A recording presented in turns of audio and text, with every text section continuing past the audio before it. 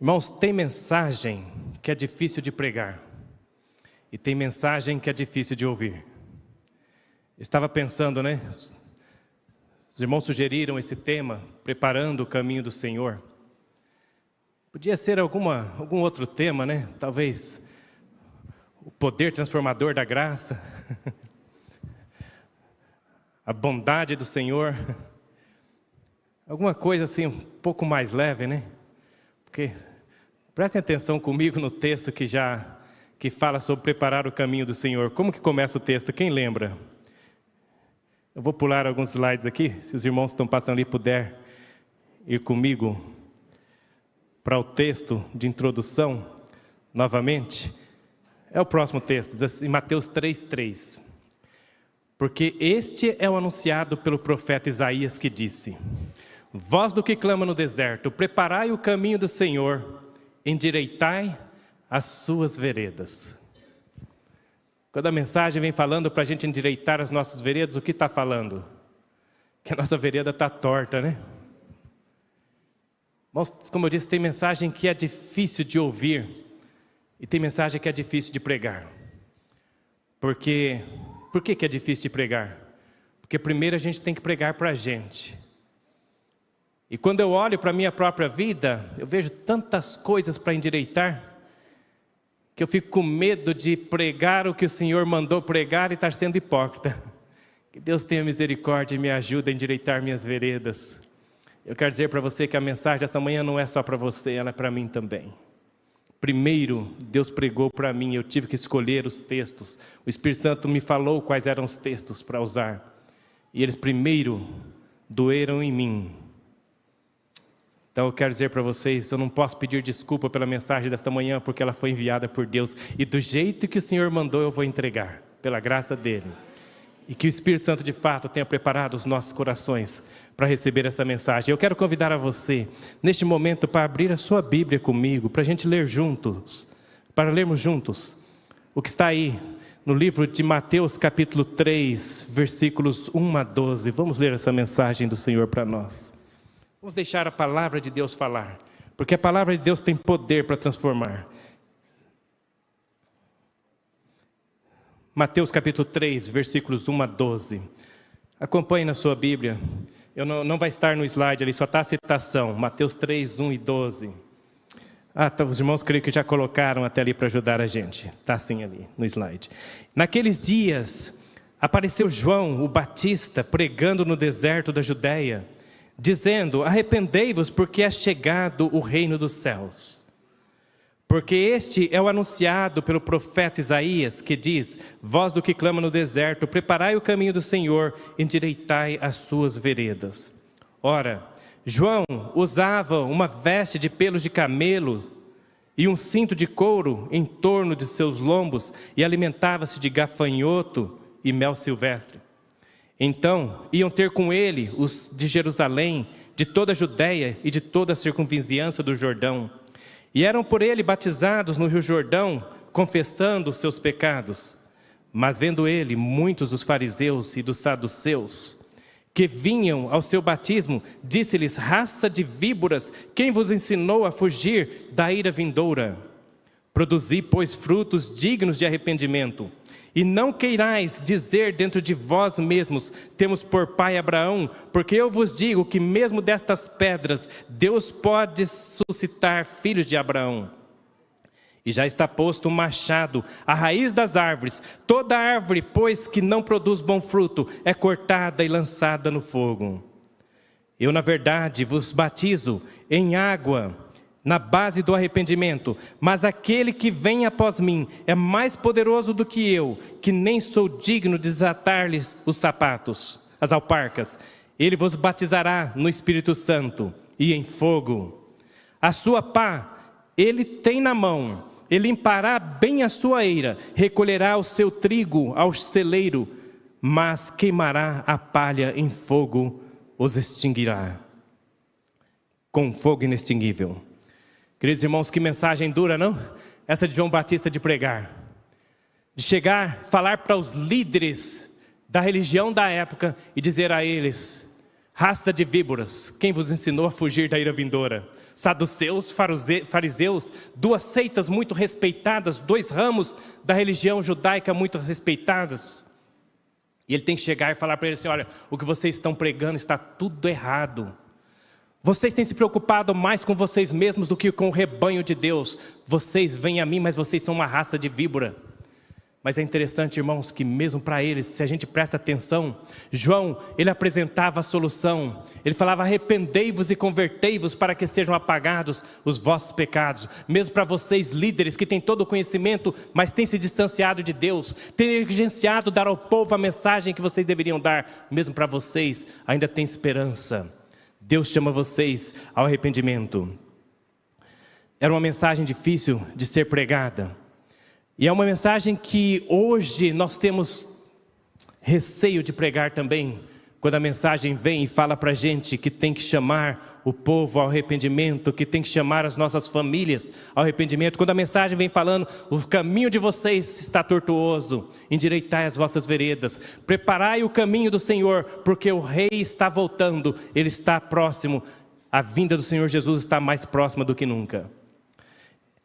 A Bíblia nos apresenta um Deus que hoje não é muito falado dele. Nós escolhemos pregar acerca de um Deus e ler a Bíblia concentrando naquelas partes que nos agrada mais.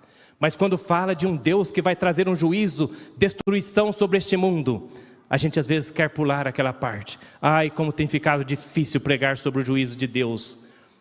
Como tem ficado difícil pregar a verdade como a Bíblia apresenta, falando do castigo, da destruição das nações que têm sido iludidas pelo inimigo das almas.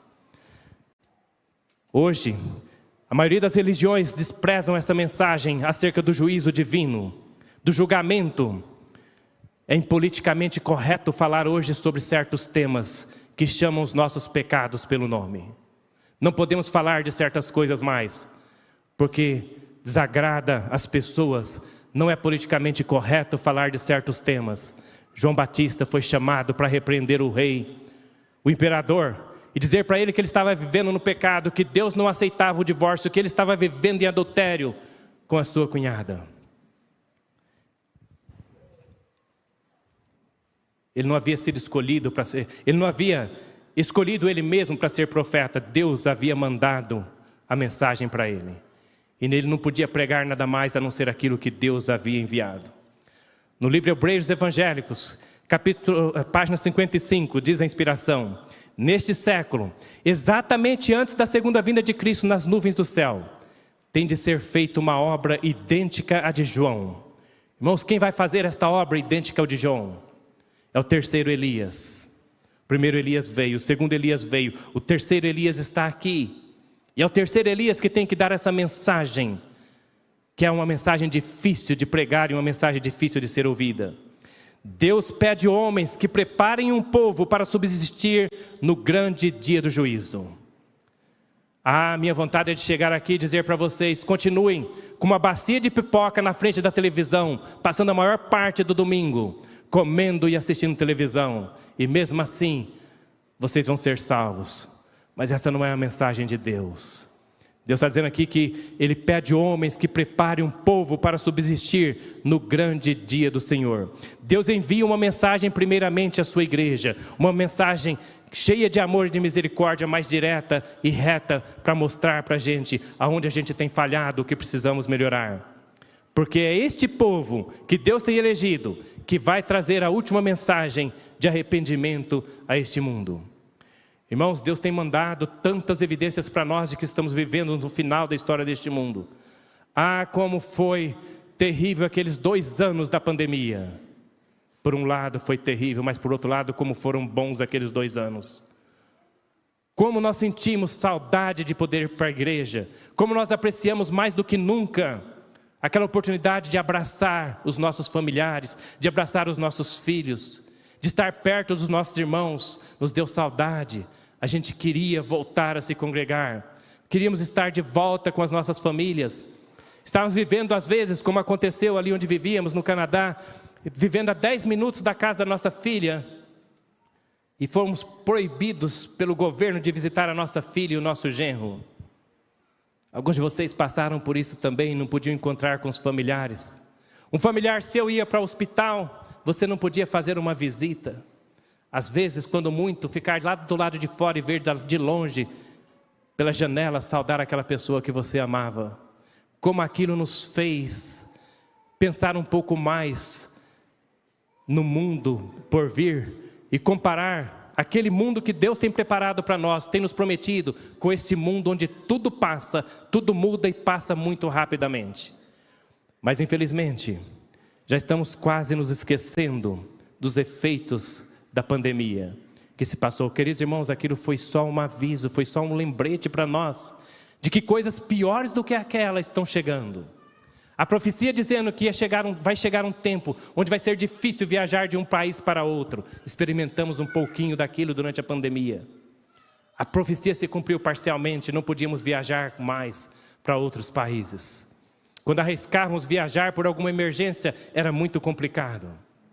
Eu quase fiquei na fronteira entre a Ucrânia e a Romênia. Os ucranianos já haviam me expulsado, porque me deram prazo para ficar ali.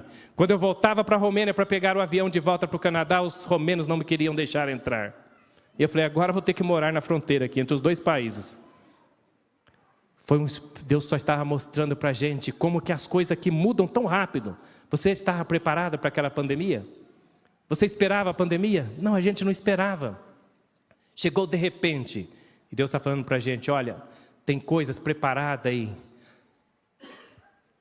A gente se preocupa tanto com o decreto dominical, né? Com as leis que vão mudar. E Deus mostrou para a gente, falando assim, está tudo preparado, vai ser tão rápido, tão de repente. Não se iluda, não se distraia com as coisas deste mundo. E a mensagem de Deus para você é um mensageiro dele. Que foi escolhida para preparar o caminho do Senhor. Primeiro receba a mensagem na sua vida, que eu receba na minha vida, para que sejamos capacitados para preparar um povo para encontrar com Deus, com Cristo que está voltando. Deus está falando que você é esse mensageiro e não se distraia com as coisas deste mundo. Sabe de uma coisa? Muitos de nós, o inimigo não vai nos tentar, nos levar a cometer grandes pecados. Nós não vamos sair roubando, não vamos sair matando. Muitos de nós não vamos cometer prostituição, adultério. Não.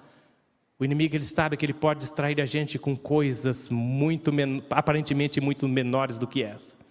Nos distrair com a ganância deste mundo, com os desejos deste mundo, com a alimentação deste mundo, com o vestuário deste mundo, com a maneira errada de guardar o sábado, que muitos estão guardando de tal maneira que é uma transgressão do sábado. Ele sabe que ele pode nos distrair. Deus havia escolhido Sansão para fazer uma grande obra, para libertar o povo de Deus, para preparar o caminho do Senhor, para que ele pudesse entrar nos corações.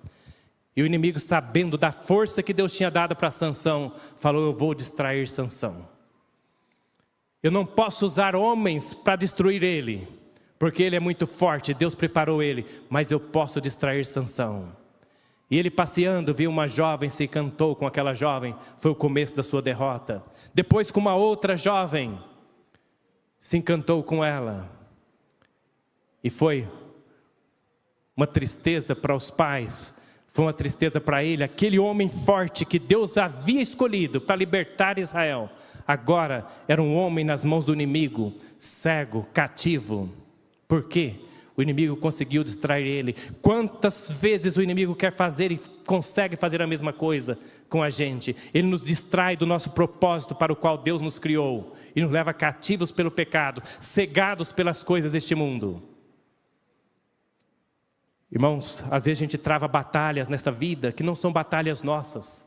Quando a gente lê ali em 2 Crônicas, capítulo 20, ali nos conta que nos dias de Josafá, os moabitas e os amonitas estavam lutando contra Israel. Josafá preparou um grande exército. Deus chegou para ele e falou assim, essa batalha não é de vocês, essa batalha é minha. Tudo que você tem que fazer, que vocês têm que fazer é cantar e dar graças a Deus. No capítulo 20, verso 21, diz lá, o cântico deles, louvai ao Senhor, porque o seu amor dura para sempre. Outra versão diz, dai graças ao Senhor, porque a sua bondade dura para sempre.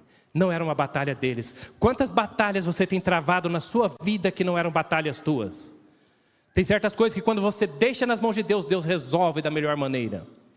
Mágoas que você carrega no seu coração, angústias que você traz na sua vida, rancor que você tem contra alguém da sua família, contra alguém da igreja, isso não é uma batalha sua. Você está perdendo o seu tempo, pensando nessas coisas, gastando suas energias com esta coisa. Tem batalhas que não são tuas, que você está batalhando neste mundo. Elas são do Senhor, entrega nas mãos dEle, confia no Senhor e o mais Ele fará. Faz o que Deus está falando para você fazer, confia nele, seja fiel nos princípios e Deus vai batalhar por você. Às vezes você está na escola, tem um professor que não gosta da maneira como você se veste, às vezes alguém zomba da maneira como você se traja e você quer agradar o professor, os seus colegas, e você passa a querer se misturar com o mundo e se vestir como o mundo. Não dá certo. Não dá certo o lobo vestir de ovelha. Uma hora ou outra ele vai mostrar que é lobo, mas tampouco dá certo uma ovelha querer se vestir como lobo. Você é a ovelha de Deus, você foi escolhida por Deus, você foi escolhido por Deus. Não viva como o mundo vive, não fale como o mundo fale, não brame como o lobo brama. Porque você é a ovelha de Deus, continue sendo ovelhas. Mesmo quando parece que as coisas vão dar errado, que não vai dar certo, fazendo como Deus falou para você fazer. Entrega a batalha nas mãos do Senhor. Tem batalha que não é sua, tem batalha que é de Deus. Dentro do seu casamento, às vezes você está batalhando, você está lutando, querendo fazer as coisas, resolver as coisas do seu jeito. Você pensa, não, tem que ser assim, porque se não for assim não vai dar certo. Ajoelha diante de Deus, busca a orientação da palavra dele, lê o livro Adventista, Lar Adventista, leia o livro Mensagem aos Jovens e faz do jeitinho que Deus está falando ali, entrega nas mãos dele. Ele vai trazer o milagre que a sua família, que o seu casamento precisa. Apocalipse capítulo 14, verso 7, a mensagem entregada ao movimento de reforma nesses últimos dias. As 3 mensagens angélicas, aqui está a primeira delas. Temei a Deus e dai-lhe glória, porque vinda é a hora do seu juízo. E adorai aquele que fez o céu e a terra e o mar e as fontes das águas. Irmãos, fala de juízo aqui. E você continua lendo ali os próximos versículos. Ali fala da queda de Babilônia, que temos que proclamar e falar que Babilônia caiu. Irmãos, não é popular esta mensagem. Falar do juízo que está sobrevindo, que as pessoas vão se perder por ter escolhido o mundo em vez de escolher a Deus. Escolheram servir o mundo, a Satanás, em vez de escolher servir a Deus, porque largo e espaçoso é o caminho que conduz à perdição, e estreito e apertado é o caminho que leva à salvação. É uma mensagem difícil de pregar. O versículo seguinte fala da queda de Babilônia, anunciar que as igrejas estão equivocadas, estão dando um evangelho que não é da Bíblia. Ah, isso é politicamente incorreto falar essas coisas. Depois fala do sinal da besta. E aí diz lá, falando do sinal da besta, fala assim, aquele que aceitar o sinal da besta, aquele que rejeitar os mandamentos de Deus, o tal beberá do vinho da ira de Deus. Essa é a mensagem da Bíblia. Mas ninguém gosta de ouvir isso. Será atormentado com fogo e enxofre. Não tem repouso nem de dia nem de noite aquele que recebe o sinal da besta. Aí chega a palavra de Deus ali no testemunho para ministros, página 50, e diz assim que Deus tem somente uma igreja nesse mundo, que se acha na brecha, tampando o muro e restaurando os lugares assolados. Ah, como soa estranho isso. Falar que Deus só tem uma igreja. As pessoas podem não entender corretamente. Ali não está falando que só reformista vai se salvar, só quem está na igreja da reforma vai se salvar, não. Não é isso que está falando. Tem pessoas sinceras, está muito claro na palavra de Deus, em todas as igrejas, acham-se almas sinceras. Mas o que a palavra de Deus está falando aqui, não se iluda com essa história de ecumenismo. Não se iluda pensando em que qualquer igreja que você estiver está bem, você conhece melhor do que isso. Não vá para um lugar só porque é mais conveniente para você. Lembre-se, Deus está falando aqui, existe somente uma igreja que está na brecha, tapando o muro e restaurando os lugares assolados. Que Deus tenha misericórdia desta igreja que Ele chamou para dar essa mensagem dos últimos dias, para levar avante as 3 mensagens angélicas. Hoje em dia, o cristianismo está passando por uma fase complicada, uma fase difícil. O problema está na forma, como eu disse, na forma como nós lemos a Bíblia. Nos encanta escolher a figura de Deus como aquele Deus que parece um velhinho, um vovozinho, bonzinho, né? Que se arrepende da maneira como Ele tratou os filhos no passado e agora faz tudo para agradar os netinhos. Mas não é esse Deus que a Bíblia nos apresenta. Aquele mesmo Deus que educou os filhos do passado, aquele mesmo Pai que educou os filhos do passado, ainda está hoje educando os seus filhos, nos preparando para vivermos com Ele em um mundo melhor do que esse mundo que estamos vivendo.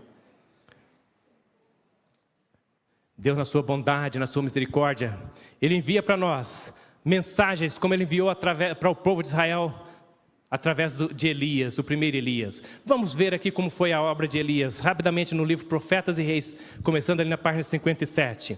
Diz assim: entre as montanhas de Gileade, no oriente do Jordão, habitava nos dias de Acabe um homem de fé e oração, cujo destemeroso ministério estava destinado a deter a rápida disseminação da apostasia em Israel.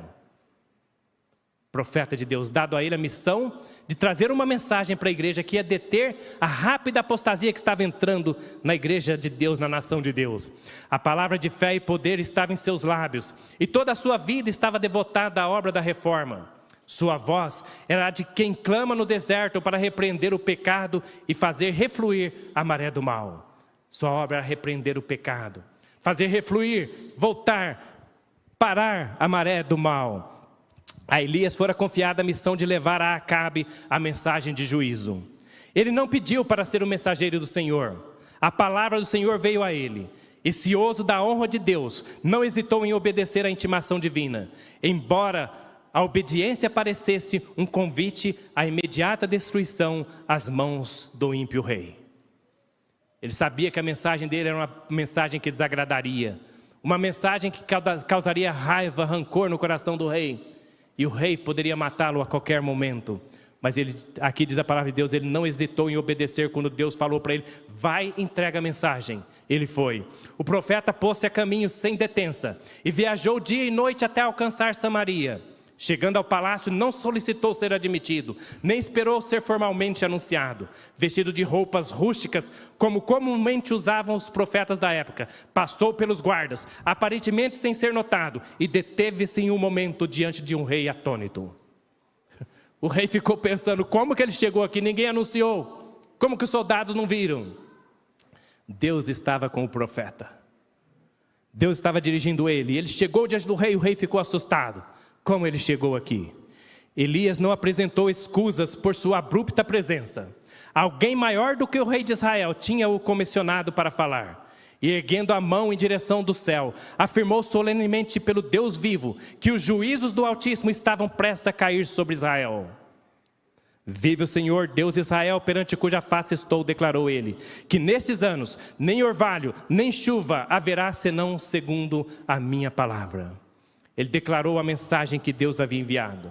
Você está disposto a ser usada por Deus para declarar a este mundo, a declarar à igreja e ao mundo a palavra do Senhor? Deus está buscando Elias hoje. Hoje precisamos de ministros como Elias para se levantar e pregar a verdade, não importando-se com as consequências. Precisamos de pastores que estejam dispostos a ser como Elias, que estejam dispostos a se levantar e apontar onde estamos errados e declarar para nós os padrões de Deus. Mas sabe o que vai acontecer quando esses Elias se levantarem na igreja? Diz a inspiração que vai haver uma sacudidura na igreja. E a profetisa diz que perguntou ao Senhor: qual é a causa da sacudidura? Perguntou ao anjo e o anjo respondeu: é o testemunho direto da testemunha fiel e verdadeira. Em outras palavras, quando a mensagem for dada como foi dada por Elias, chamando os nossos pecados pelo nome, apontando para a gente onde estamos errando, onde precisamos mudar, como precisamos melhorar, muitos não suportarão e deixarão o povo de Deus. Irmãos, há um paralelo entre a sacudidura nos dias da igreja primitiva e a sacudidura que vai haver nos últimos tempos. E que eu creio que em algumas situações já começou. Vocês se lembram? Ali no capítulo 6 de João fala de uma sacudidura.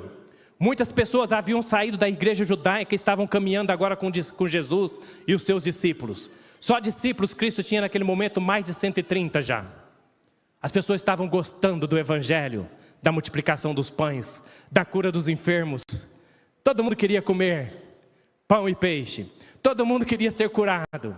Aí chega no capítulo 6 de João, Jesus explica mais alguns detalhes sobre o evangelho. Ele fala assim: vocês têm que comer a minha carne e beber o meu sangue. Ele explicou para eles e falou assim: olha, comer O que é comer a minha carne, o que é beber meu sangue? Não pensem que ser crente é só ficar comendo pão e peixe, buscando a cura, milagres. Ele falou, tem que comer a minha carne e beber o meu sangue. Irmãos, ali está resumido, mas ele explicou claramente o que era comer a carne e beber o sangue. É sofrer por amor do Evangelho, é deixar o mundo, deixar de fazer as coisas que a gente gosta e fazer as coisas que Deus pede para a gente fazer. É deixar de pregar só o que a gente gosta de pregar e pregar o que Deus manda a gente pregar. É deixar de viver como a gente gosta de viver e viver como Deus manda a gente viver. É deixar de ser parte desse mundo de trevas e sair brilhando por Jesus, sendo diferente. Precisamos de ministros como Elias, que estão dispostos a permanecer sozinhos, se for necessário, por amor à verdade. Precisamos de membros da igreja, de fé dinâmica, para que quando eles orem, as coisas aconteçam. Membros que quando eles oram, a chuva pare. Quando eles orem, a chuva comece. E que quando eles oram, caia fogo do céu. Precisamos de obreiros bíblicos como Elias, missionários, que estão prontos para direcionar as pessoas ao trono de Deus. Quando as pessoas abandonarem seus pecados e buscarem a Deus, eles apresentem o Calvário como a solução. Queridos irmãos, não podemos, nesse tempo que estamos vivendo, brincar com o pecado. Não podemos viver na mornidão de Laodiceia. Estamos no período de Laodiceia, mas não podemos ser laodiceanos. É hora de preparar o caminho do Senhor. Preparar um povo bem disposto para a conclusão da obra. Preparar os nossos jovens, as nossas crianças. Eu estava olhando aqui de manhã, quantas crianças vieram aqui à frente. E eu pensando que cada criança dessa, eu orando ali, que cada criança dessa se torne um missionário.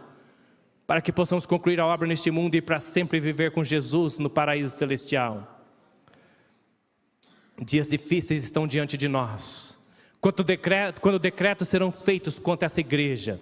Irmãos, é interessante quando lemos no Espírito Profecia, que a igreja de Deus no final do tempo seria aquele povo humilde e pobre, mas que confia no nome do Senhor.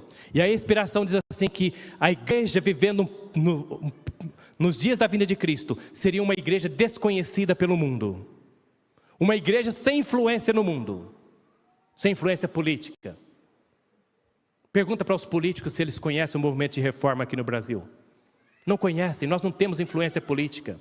Somos uma igreja desconhecida. Todos os países que a gente chega, nós somos desconhecidos. Mas na hora certa, Deus vai trazer sobre a sua igreja, quando estivermos preparados, depois da sacudidura, Deus vai trazer o Espírito Santo, derramar o Espírito Santo sobre a igreja dele. E esses poucos membros em cada país vão concluir a obra. Irmãos, quando a gente fala sobre a sacudidura, é interessante como aconteceu ali nos dias de Cristo, no capítulo 6 de João. Jesus deu aquele discurso falando sobre comer o sangue a carne dele, beber o sangue dele. E aí lá nos versículos seguintes diz assim, muitas pessoas disseram, duro é esse discurso, quem o pode ouvir? E desde então, muitos deixaram de seguir a Cristo. Diz a inspiração. Tinha mais de 130 discípulos. Quantos ficaram? 12. E mesmo assim, entre os 12, um ainda não estava bem. E quando Jesus olhou para os 12, viu que ficaram só 12, o resto foi tudo embora. Ele devia estar decepcionado, né? Ele não estava decepcionado.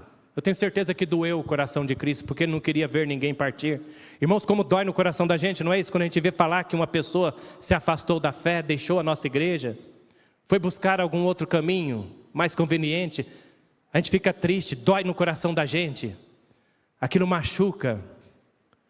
Eu tenho certeza que machucou o coração de Cristo quando ele viu mais de 100 discípulos seus, deixarem ele e foram embora. E aí mas ele olha para os 12, ele não estava decepcionado, ele esperava aquilo acontecer já. Ele já sabia, ele conhecia o coração do homem. Aí diz que a Bíblia diz que ele olhou para os 12 e falou assim, colocou eles à prova. Quereis vós deixar-me também? E Pedro deu a resposta para Cristo que nós todos devemos dar. Pedro falou assim, Senhor, para onde iremos nós? Só Tu tens a palavra da vida eterna. Queridos irmãos, para onde foram aqueles mais de 100 discípulos que abandonaram a Cristo? Eles voltaram de onde eles haviam vindo. Cumpriu-se neles a palavra de Deus que diz, eles não eram de nós. Se foram, porque não eram de nós. Eles voltaram para a igreja judaica de onde eles haviam vindo. Irmãos, vai ter uma grande sacudidura entre o povo de Deus também, preparando a igreja para receber a chuva serôdia. Vou fazer uma pergunta para vocês aqui, responda aí, só na sua mente. Quem vai receber a chuva serôdia? A maioria da igreja ou a minoria da igreja? Por isso que eu falei para responder só no coração. Porque eu sabia que muita gente ia se equivocar. A maioria da igreja vai receber a chuva serôdia. Está escrito. Se alguém tiver dúvida, depois eu mostro o texto. A maioria da igreja vai receber a chuva serôdia. Porque o texto diz assim, que Deus não vai derramar o Espírito Santo sobre a igreja até que a maioria da igreja esteja preparada para receber. E como que Deus vai preparar a maioria da igreja para receber? Com a sacudidura. Quando as mensagens começarem a ser pregadas do púlpito, chamando o pecado pelo nome, falando para a gente onde que a gente está equivocado, falando para a gente, olha, isso que você está fazendo está errado. Você tem que mudar essa sua maneira de agir, a maneira de tratar as pessoas. Você é um crente, você é um reformista, você foi batizado na água do rio ou numa piscina, você não foi batizado em uma piscina com suco de limão. Então para de franzir a cara para todo mundo, dar patada em todo mundo. Seja manso e humilde como era o Salvador. Você tem que mudar o seu temperamento. Quando chegar essas mensagens para a gente vai achar que está difícil. Quando o mensageiro chegar para a gente e falar assim, olha, você está indo cantar lá na frente, mas você não está preparado, você está louvando a Deus com a sua boca, mas o seu coração está longe do Senhor. A gente não vai gostar não. Você está vivendo no pecado. Você tem que mudar a maneira que você come. Você está comendo tanta coisa que não presta. Você fala que é um reformista e está bebendo tanta porcaria por aí, tanta bebida que você sabe que faz mal. Você era criança, você ouvia falar na igreja que essas coisas faziam mal para a sua saúde. Onde você chegou, está na hora de mudar. Alguns vão aceitar, alguns vão ser preparados para isso, mas muitos outros vão falar assim, não, esse povo aí está ficando muito fanático. Os pastores da reforma estão muito complicados, estão pegando muito no pé da gente. Vou procurar um clube mais legal, onde ninguém vai me perturbar. E vai para lá. Essa é a sacudidura, irmãos. Buscar uma igreja onde é mais conveniente, onde ninguém fala sobre o pecado da gente. Quando os pastores começarem a chegar e falar para os nossos jovens, falando assim, olha, o jeito que vocês estão namorando está equivocado. Vocês estão destruindo o casamento de vocês antes de começar o casamento. E é por isso que vai ter cada vez mais divórcio, porque vocês estão se prostituindo antes de se casarem. Muita gente não vai gostar de ouvir essa mensagem, porque é uma mensagem difícil de ouvir. É difícil de pregar, mas é difícil de ouvir também. O testemunho direto da testemunha fiel e verdadeira é a causa da sacudidura. Então a maioria dessas pessoas que estão vivendo no pecado e que não querem ser transformadas, vão deixar a igreja e vão procurar um clube mais legal. E aí a igreja é purificada, diz a profecia. E aí Deus derrama o seu Espírito Santo, porque a maioria da igreja está preparada para receber o Espírito Santo. Não podemos continuar na mornidão de Laodiceia. Deus está chamando um povo, mensageiros que se preparem para dar essa mensagem. E você é esse mensageiro. Você nasceu no reino de Deus como um missionário. Deixe Deus entrar na sua vida. Deixe o amor de Cristo transformar a sua maneira de viver, a sua maneira de falar. E Ele vai te usar para trazer outras almas aos pés da cruz. Ao tempo de João Batista, Vidas que Falam, página 272. Ao tempo de João Batista, a cobiça das riquezas e o amor do luxo e da ostentação se haviam alastrado. Os prazeres sensuais, banquetes e bebidas estavam causando moléstias e degeneração física, amortecendo as percepções espirituais e insensibilizando ao pecado. Ah, que tristeza! Quando a alma chega a este ponto, onde as percepções espirituais são amortecidas e nos tornamos insensíveis ao problema do pecado. Como reformistas temos que viver como João Batista vivia, como Elias vivia, uma vida simples. Temos que ter simplicidade na maneira de falar, simplicidade no nosso vestuário, na nossa alimentação. Guardar o sábado de maneira simples, como Deus manda a gente guardar. Continua o texto, Vidas que Falam, 272. João devia assumir a posição de reformador. Por sua vida abstinente e simplicidade de vestuário, devia constituir uma repreensão para a sua época. Irmão, João repreendia o povo não só pela maneira como ele falava, mas pela maneira como ele vivia. Entrou em problema. Cortaram a cabeça dele. Porque ele vivia aquilo que ele pregava. E a maneira dele pregar e a maneira dele viver incomodava as pessoas. Não espere coisa muito melhor. Quando você pregar e viver o que Deus está mandando você pregar e viver, você vai também incomodar as pessoas. Obreiros Evangélicos 54. João não anunciava sua mensagem com elaborados argumentos ou engenhosas teorias. Assustadora e severa, e todavia cheia de esperança, era sua voz ouvida do deserto: arrependei-vos, porque é chegado o reino de Deus. Diz que ele não amaciava a mensagem, ele entregava como Deus mandava ele entregar. Mas também diz aqui a palavra de Deus, que a sua mensagem estava cheia de esperança, quando a sua voz era ouvida no deserto. Mas algumas pessoas só ouviam a repreensão, não entendiam o amor que vinha com aquelas palavras. Não conseguiam escutar a mensagem de esperança que vinha com a mensagem de João. E por isso odiavam a João. Agora é interessante que a palavra de Deus diz que João, ele sabia do perigo, ele sabia que ele estava correndo risco de vida, mas mesmo assim, ele escolheu pregar a mensagem de Deus. Não se acovardou de ser um profeta de Deus. Queridos mensageiros, queridos missionários, não nos acovardemos de dar a mensagem que Deus nos manda entregar. Às vezes vai desagradar, nem todo mundo vai entender, mas vai chegar um momento que alguns de nós vamos ainda ser mártires, vamos morrer por causa dessa mensagem que é difícil de ser pregada e difícil de ser ouvida. Preparando o caminho do Senhor não é uma tarefa fácil. Não é fácil preparar o caminho do Senhor. Eu estive em Vanuatu no final do ano passado. Vanuatu é um país que é uma ilha, né? Um país que é uma ilha para lá da Austrália, depois da Austrália um pouco.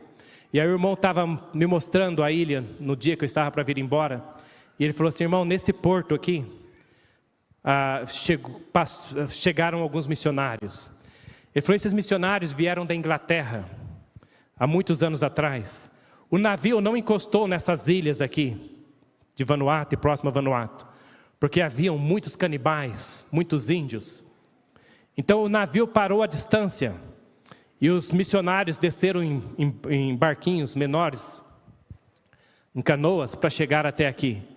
E quando eles estavam para descer, o capitão do navio falou para eles assim, falou: olha, não vão, porque ali está cheio de canibais. Se vocês forem, vocês vão morrer.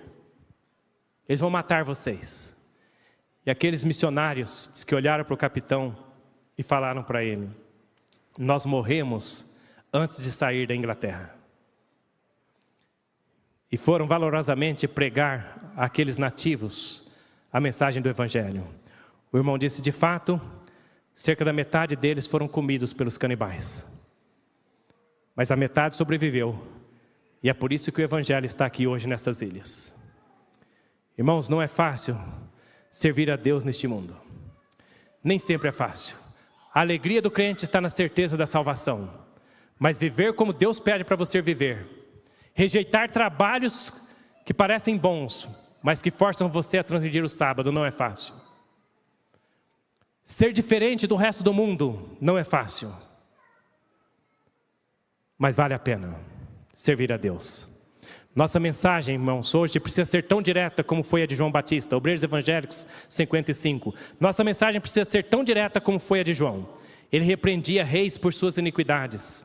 Não obstante sua vida estar em perigo, não hesitava em declarar a palavra de Deus. E nossa obra neste tempo tem de ser feita com igual fidelidade. O que você vai perder? Quanto vai custar para você servir a Cristo neste mundo? Eu não sei, mas Deus sabe. O que Ele chamou você para passar? Quais as situações da vida que te testarão até o último? Mas uma coisa eu sei também, é que Ele vai estar ao teu lado, se você escolher servir a Ele, mesmo quando parecer não valer a pena. Mesmo quando parecer que você está perdendo tudo que o mundo oferece. Para ser fiel a Deus, Ele vai estar ao seu lado se você decidir servir a Ele. O primeiro, Elias, teve problemas ao pregar a verdade para o povo dos seus dias. O segundo, Elias, João Batista, teve sua cabeça decapitada. O terceiro, Elias, a igreja de Deus neste mundo, vai ser essa igreja que não é popular, que não é conhecida. Vai ter problemas, vai enfrentar o decreto dominical, vai enfrentar o decreto de morte. Mas Deus sustentou os servos dele no passado, e Deus vai continuar sustentando o povo dele nesses últimos dias. O Elias contemporâneo vai ter problemas ao pregar reforma de saúde, o povo não vai entender. Você leva a mensagem de reforma de saúde falando essas coisas, vai te destruir, vai te matar. As pessoas acham que você está pegando no pé. Você fala para os seus filhos, quer ensinar às suas crianças o bom caminho do Senhor, nem sempre eles entendem. Fala, mas eu gosto, eu queria fazer tanto, queria tanto fazer isso. E às vezes os filhos não entendem o quanto você cuida deles, o quanto você preocupa com eles. Quando você fala para uma filha para não sair sozinha com o namorado, às altas horas da noite, muitas vezes ela não vai entender. Vai achar que você pega demais no pé. O mundo não entende, as pessoas às vezes não vão te entender o seu amor. Quando você fala do casamento, a mensagem do casamento que o movimento de reforma foi escolhido para pregar, trazer o casamento ao plano original de Deus. Quando você fala de reforma de vestuário, quando você fala da guarda do sábado, quando você fala de dízimo, de ofertas, as pessoas não vão entender a bênção de Deus que é oferecida a elas. Você vai ser muitas vezes mal entendido neste mundo, mas não desanime. Os servos de Deus no passado passaram a mesma coisa. Nenhum deles, dá uma olhada na Bíblia, nenhum deles teve um caminho fácil. Os servos de Deus sempre enfrentaram dificuldades. Tinham problemas nas famílias, tinham problemas na sociedade, muitas vezes enfrentaram problemas dentro da igreja. Irmãos, a mensagem do movimento de reforma deve ser baseada na vontade de Deus, como é revelada na Bíblia. A sua mensagem deve ser a mensagem que Deus te deu para você pregar, para você viver. Enquanto Jesus pregava perdão e amor, em nenhum lugar ele mudou a moral do Velho Testamento. Ele falava de perdão, de amor, da bondade, da graça, da misericórdia de Deus, mas ele nunca disse para o pecador que estava ok continuar no pecado, que não tinha problema viver no pecado, que o sangue dele no Calvário ia salvar o pecador enquanto vivendo no pecado. Ele nunca disse isso. Ele defendeu a moral do Velho Testamento. E se o movimento de reforma hoje não defender a Bíblia, o que seremos? Não seremos mais nada. Não se trata de uma igreja se nós não defendermos os princípios da Bíblia. Simplesmente nos tornaríamos um clube a mais neste mundo. E se a igreja do movimento de reforma vai permanecer o que deve ser, então temos que colocar a Bíblia em primeiro lugar. A igreja não pode se moldar ao mundo, não pode se comprometer ou tentar mudar sua mensagem para se adequar a uma nova moralidade do mundo. A moral no mundo mudou, mas a moral da Bíblia continua a mesma. Muitas pessoas querem que a igreja se adapte à moralidade do mundo, aceite coisas que o mundo passou a aceitar. Mas o movimento de reforma tem que continuar pregando o que a Bíblia diz. O que o Espírito de Profecia nos diz. A igreja é diferente. E a igreja deve ser diferente. Porque ela se baseia no fato de que Deus nos disse como viver. E não podemos aceitar a viver como o mundo nos diz que devemos viver. A igreja tem que pregar o que a Bíblia diz. Nós, crentes, temos que continuar vivendo da maneira que a Bíblia nos diz para vivermos. O desafio da igreja, irmãos, não é a pandemia. O desafio da igreja não é a perseguição que está para vir sobre nós. O desafio da igreja é hoje continuar vivendo como Deus quer que vivamos. E não permitir que o mundo entre na igreja e que nos tornemos simplesmente mais uma igreja neste mundo. Esse é o desafio da igreja. Se a igreja se mantiver nos princípios, se nós conseguirmos preparar um povo para encontrar-se com Jesus, se prepararmos o caminho do Senhor, a perseguição não vai ser problema. Um povo preparado vai passar pela perseguição e continuar sendo fiel a Deus. Então o problema da igreja não está no futuro. O grande problema da igreja é hoje. É continuarmos vivendo os princípios das Sagradas Escrituras. A mensagem que somos chamados para pregar, para preparar o caminho do Senhor, é uma mensagem desconfortável. Tanto de viver muitas vezes, como também uma mensagem desconfortável para pregar. Você está disposto a pregar essa mensagem? Você está disposto a viver da maneira como Deus pede para você viver? Viver de uma maneira desconfortável. Alguns pregadores têm dificuldade em pregar esta mensagem. Alguns de nós temos dificuldade para viver essa mensagem. Mas o pregador de Deus, ele não tem que ter medo de incomodar as pessoas. Sabe por quê? Não é que o pregador tem que ser chato, não, ele não tem que ser chato, mas não pode ter medo de incomodar as pessoas, porque tem pessoas que precisam ser incomodadas para despertar, para ver o perigo que estão correndo. O pregador de Deus, o mensageiro de Deus, ele ama as almas de tal maneira que ele está disposto a incomodar as almas e mostrar para elas como Deus quer que elas vivam, ainda correndo o risco de ser mal entendido, mal interpretado. Um verdadeiro servo de Deus, ele se preocupa tanto com as pessoas, a ponto de estar disposto a arriscar sua reputação, seu trabalho, sua vida, mas ele sabe que Deus cuidará dele. Você quer viver para Jesus hoje? Eu quero ler para você um texto desejado. Eu quero ler somente mais 2 textos para a nossa meditação nesta manhã. Desejado 116 diz assim: João tinha por natureza as faltas e fraquezas comuns à humanidade, mas o toque do amor divino o transformara. Você entende o que Deus está falando para você? João Batista era igual a você e eu. Ele era igualzinho a você. Tinha por natureza faltas e fraquezas. Isso não é problema para Deus, falta e fraqueza. Deus pode transformar. Como? João foi tocado pelo amor de Cristo. E aquele toque do amor de Cristo transformou a sua vida. Queridos irmãos, queridos amigos, é isso que todos nós precisamos. Ser tocados pelo amor que emana da cruz do Calvário. Quando este amor tocar a sua vida, a alimentação não vai ser mais problema. Trabalhos não vão mais te tentar a transgredir o sábado. Seu namoro não vai ser um problema mais. A maneira como você trata a sua família, os seus queridos, os irmãos da igreja, vai deixar de ser um problema. Sua alimentação, seu vestuário, tudo vai ser diferente. Porque você foi tocado pelo amor de Cristo. Aí vamos viver e declarar fielmente a palavra do Senhor como o Senhor quer que preparemos. O último texto. Profetas e Reis 57.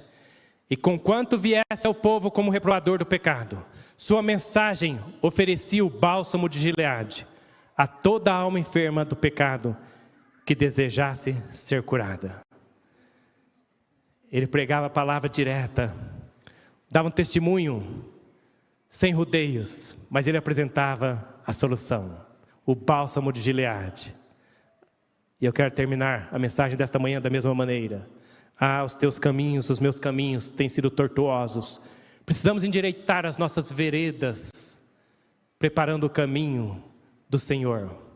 Mas só podemos fazer isso se recebermos o bálsamo de Gileade. Jesus Cristo, o gigante do Calvário, espera você e eu de braços abertos, para transformar as nossas vidas, para sermos mais semelhantes a Ele e sermos capazes de viver e pregar uma mensagem que prepara o caminho do Senhor. Você quer viver para Jesus hoje? Você quer aceitar o bálsamo de Gileade? Você sente a necessidade desse bálsamo? Você sente que você não é completo, você é imperfeito, você tem fraquezas?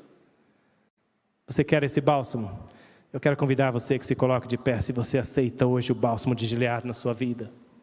Se você quer fazer do gigante do Calvário uma realidade no seu coração, para que Deus use você para endireitar os caminhos, porque o Rei do Universo está voltando para levar você e eu para viver com Ele em um mundo que é muito melhor do que esse.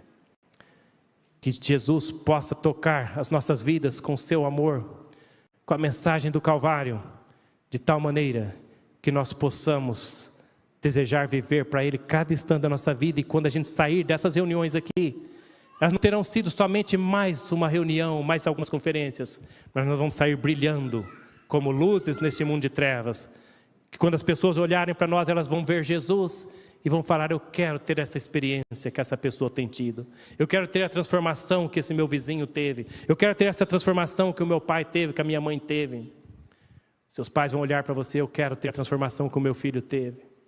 Que Jesus abençoe a cada um de nós que fizemos esse propósito aqui, de aceitar o bálsamo de Gileade, e que esse bálsamo que é Jesus Cristo, Ele traga a cura que você e eu precisamos. Que Jesus seja uma realidade na minha vida e na sua vida. Amém.